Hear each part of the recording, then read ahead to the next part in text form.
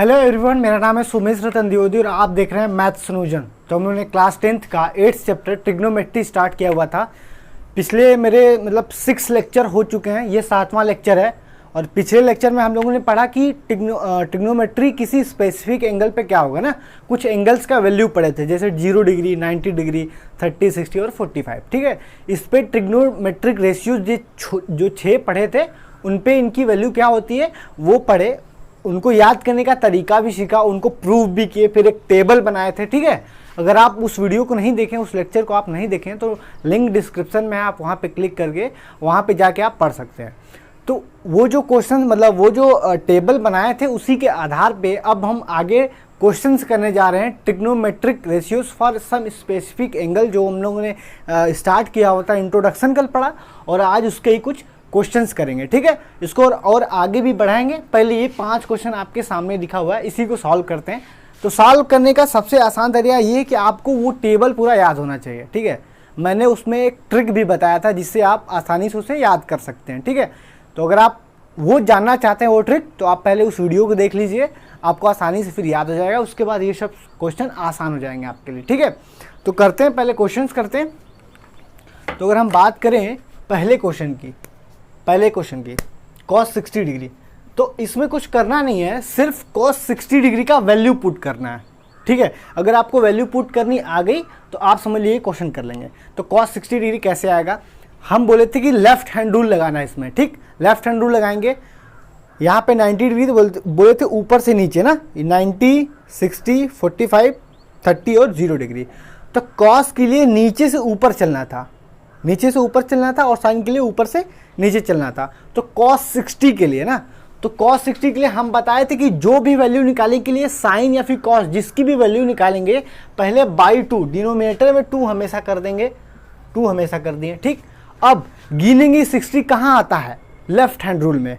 तो यहाँ पे 0 था, 30 था, 45 था, 60 था। 60 के बाद जितनी उंगली बची है उसको रूट में लिखो। तो 1 उंगली बची है तो रूट में 1 न्यूमरेटर में लिखेंगे।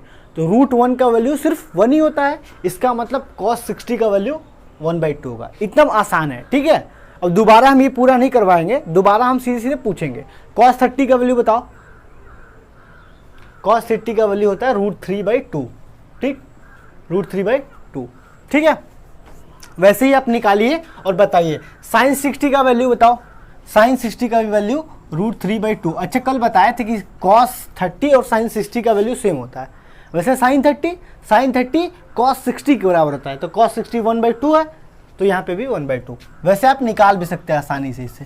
ठीक, क्या करेंगे, √3 × 1 इज √3 √3 और 2 × 2 इज 4, तो हो जाएगा √3/4 माइनस ये भी √3/4 माइनस है ना, हाँ ये भी √3/4, तो बराबर हो जाएगा 0। बताओ, cos 60 है 1/2, cos 30 है √3/2 माइनस sin 60 √3/2। फिर अच्छा ये sin 30 है, तो हाँ तो sin 30 सही 1/2, तो ये होगा √3/4 माइनस √3/4 इक्वल टू 0। ठीक है, दूसरा क्वेश्चन करते हैं, दूसरा वाला है इसी के सामने। sin 30 भी निकाले, कितना था 1/2। ठीक, अपान sin 45 बता 1/√2। ठीक, प्लस cot 45, तो निकाल लेना, साइन का निकालना और cos। sin 45 भी 1/√2 होता है, cos 45 भी 1/√2 होता है। तो sin बाई cos कल बताए थे 10 होता है, तो sin बाई cos एक ही चीज़ है, 1/√2 बाई 1/√2 कट के 1 हो जाएगा। तो 10 45 1 और 10 का ही उल्टा cot होता है, तो cot भी हो जाएगा 1, cot 45 1 अपॉन sec 60 कैसे निकालेंगे, cos 60 कितना होता है, cos 60 होता है 1/2, तो sec 60 हो जाएगा 2। ठीक, प्लस cos 30 कितना होता है √3/2। ठीक है, √3/2 अपॉन sin 90 इज 1 को नहीं लिखते, ऐसे रहने देता 1 को, प्लस के बाद 3 हो गया, हाँ फिर माइनस है, माइनस sin 60 इज √3/2 अपॉन 1045 1045 होता है 1, अभी कुछ देर पहले निकाले थे, 1 को फिर नहीं लिखते फिर, ठीक। ये देखो √3/2 √3/2, ये प्लस में माइनस में कट जाएगा, ठीक है। अब बचा ये 1/2 बाई 1/√2, तो जब इस √2 से इसको 2 को काटेंगे, 2 को √2 इंटू √2 कट कर सकते हैं, तो एक √2 से एक √2 कट जाएगा, बचे कितना √2 बस बचेगा ऊपर, ठीक है। इसको काटेंगे तो यहाँ पे √2 सिर्फ बचेगा, तो इसको लिख सकते हैं 1/√2 प्लस 1/2, ठीक है।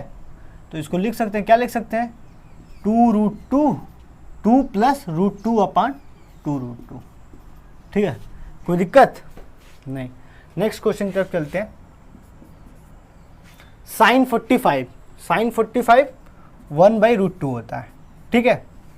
cos 30 इज √3/2 मल्टीप्लाई में, प्लस cos 45 1/√2, sin 30 कितना होता है 1/2, ठीक। तो इसको कर देंगे, कितना हो जाएगा, ये हो जाएगा √3/2 प्लस ये 1 का 1 मल्टीप्लाई 1 ही आएगा अपॉन √2 में √2 का मल्टीप्लाई, सॉरी यहाँ पे sin 30 है ना, sin 30 तो 2 होता है ना, √2 नहीं होता है। sin 30 2 बोले हैं, लिख रहे हैं √2, तो ये 2 में √2 का मल्टीप्लाई करेंगे तो 2√2 हो जाएगा, तो ये हो जाएगा √3 प्लस 1 अपॉन 2√2 ना, एलसीएम लोगे तो इससे ही में आ जाएगा 2√2, ठीक है। ये करते हैं चौथा वाला क्वेश्चन। 5 फिर cos स्क्वायर 60 है, तो cos 60 का वैल्यू निकालेंगे, cos 60 का, उसके बाद स्क्वायर कर देंगे ना, तो cos 60 होता है 1/2, तो 1/2 का होल स्क्वायर कितना हो जाएगा 1/4, तो यहाँ पे आ जाएगा 1/4 प्लस 4 sec स्क्वायर 30 प्लस 4 लिखेंगे, प्लस 4 sec स्क्वायर 30, तो पहले sec 30 निकालने के लिए cos 30 हमें पता होना चाहिए, तो cos 30 होता है √3/2, ठीक। तो sec 30 कितना हो जाएगा 2/√3, ठीक। अब उसका स्क्वायर करना है, तो 2 का स्क्वायर 4, या फिर सीधे सीधे लिख देते हैं, हाँ वही लिख दो, 2 का स्क्वायर 4 और √3 का स्क्वायर 3, तो 4/3 हो जाएगा यहाँ पे, ठीक। माइनस 10 स्क्वायर 45, 10 45 होता है 1, जब स्क्वायर करेंगे 1 का तो 1 ही आएगा, अपॉन क्या हो जाएगा sin स्क्वायर 30, तो sin 30 कितना होता है 1/2 का होल स्क्वायर कितना हो जाएगा 1/4 प्लस cos स्क्वायर 30, तो cos 30 होता है कितना √3/2, उसका स्क्वायर करेंगे तो कितना हो जाएगा 3/4, तो हो जाएगा ये 3/4, ठीक है। अब बताओ, अब इसको प्लस करेंगे ना, सॉल्व करेंगे, तो ये जगह 5 मल्टीप्लाई 1 करेंगे तो 5/4, इधर 16/3 प्लस 16/3 माइनस 1 अपॉन, इसमें एलसीएम सेम है 4 4, तो 3 + 1 4 हो जाएगा, 4/4 कितना हो जाएगा 1, तो नीचे कुछ नहीं बचेगा, ठीक है, नीचे कुछ नहीं बचेगा। इधर 4 और 3 का ले लेंगे एलसीएम, तो हो जाएगा 12, तो 4 3 या 12, 3 5 या 15, ऊपर 15 आएगा, प्लस 3 4 या 12, 4 16 जा, कितना होता है 64 ना, और फिर इधर 12 आ जाएगा -12, तो अब इसका आंसर लिखेंगे, कितना हो जाएगा 15 में से 12 घटा देंगे तो कितना बचेगा 3, और 64 में जब 3 प्लस करेंगे तो आ जाएगा 67/12। बताओ कोई दिक्कत है, 67/12। नेक्स्ट क्वेश्चन, sin स्क्वायर 30 की बात करते हैं, तो sin 30 कितना होता है, sin 30 1/2, स्क्वायर करेंगे तो 1/4 आ जाएगा, ठीक, plus 4 cot square 45, 4 cot square 45, तो cot 45 कितना होता है 1, उसका स्क्वायर कर देंगे तो 1 ही आएगा इंटू 1, फिर माइनस sec स्क्वायर 60, तो sec 60 पहले निकालो, sec 60 cos 60 से निकलता है, cos 60 होता है 1/2, तो sec 60 2 हो जाएगा, तो sec स्क्वायर 60 2 का स्क्वायर 4 हो जाएगा, ठीक। अच्छा ये एक ब्रैकेट में है, दूसरे ब्रैकेट में कुछ और है। कॉसेक स्क्वायर 45, तो कॉसेक कैसे निकलेगा? साइन से। साइन 45 होता है 1/√2, तो कॉसेक हो जाएगा √2, स्क्वायर करेंगे तो हो जाएगा 2। ठीक। सेक स्क्वायर 30, तो सेक स्क्वायर, तो सेक कैसे निकलेगा? कॉस से। कॉस 30 कितना होता है? कॉस 30 √3/2, तो सेक 30 2/√3, स्क्वायर करेंगे तो 2 का स्क्वायर 4, √3 का स्क्वायर 3, तो इंटू 4/3 आ जाएगा। ठीक, सॉल्व कर लेंगे।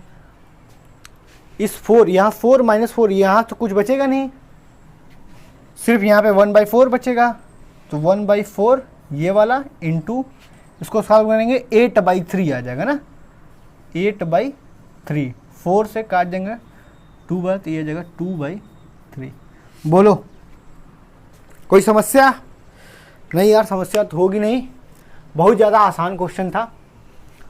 तो ये 5 क्वेश्चन मैंने एकदम आसान वाले लिए थे, एकदम सिर्फ इंट्रोडक्टरी पार्ट की स्पेसिफिक एंगल के लिए जो रेशियोज होते हैं उनका यूज कैसे करेंगे। ठीक है, cos 60, cos 30, sin 60, sin 30 कैसे लिखेंगे। तो ऐसे बहुत सारे क्वेश्चन बनते हैं यार, एक दो क्वेश्चन नहीं, बाद में हम थोड़ा मोड़ा और भी एक दो क्वेश्चन करेंगे घुमा फिरा के जो आएगा। पर ये इंट्रोडक्टिव पार्ट थे, सबसे बेसिक वाले क्वेश्चन थे। लगाने कैसे है इसमें, देखो दिमाग एकदम नहीं लगाना है, आपको सिर्फ टेबल याद होना चाहिए कि साइन 60 का वैल्यू क्या होता है, साइन 30 का वैल्यू क्या होता है, कॉस सेक। ठीक है, अगर ये सब चीज़ें याद रहेंगी तो आप इन सबको एकदम आसानी से, मतलब एकदम आसानी से निकाल सकते हैं, इसमें कुछ भी दिमाग नहीं लगाना। ठीक है, तो अब अगले लेक्चर में, नेक्स्ट लेक्चर में हम लोग ऐसे ही क्वेश्चंस को उठाएंगे, पर इससे थोड़ा हार्ड होगा वो ना। अब थोड़ा सा आगे बढ़ेंगे, अब इंट्रोडक्टिव पार्ट कर लिए ना, अब गरहिया गोल वाले क्वेश्चन कर लिए, अब थोड़ा सा लेवल अप करेंगे। ठीक है, तो आज के वीडियो में इतना ही यार। चैनल पर नहीं तो सब्सक्राइब करना, मैं डेली ही 10th का वीडियो अपलोड कर रहा हूँ अपने चैनल पे। Thank you so much.